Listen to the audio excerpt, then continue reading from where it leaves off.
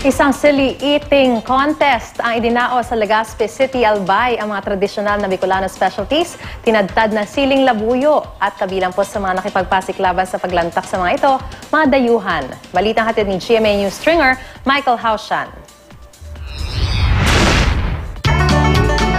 Paypay rito, paypay roon. Sino ba naman ang hindi tatagak sa kampawis sa napakanghang ng mga putahing Bicolano tulad ng Bicol Express na tinadtad ng siling labuyong niluto sa gata at dinagdagan pa ng iba pang pampalasa. Meron ding laing na niluto rin sa gata at nilagyan ng sangkatebang sili. Dito sa Legazpi City, Albay, nagpasiklaban sa Magayon Festival ang may hilig sa manghang, ang mga kalahok.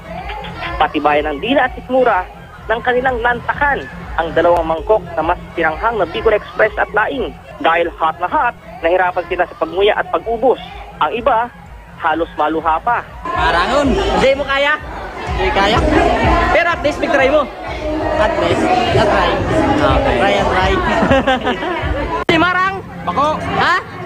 Sisiw, sisiw! Kulang paan. Kulang pa! Pero umago sa aming atensyon ang mga turistang Porinoy na ito na buong takang na kumasa sa hamon.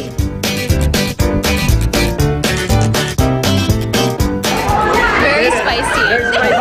How was it? It was really fun, but really spicy. It was very tasty. I wish I could eat it slower though to enjoy it more. Alright.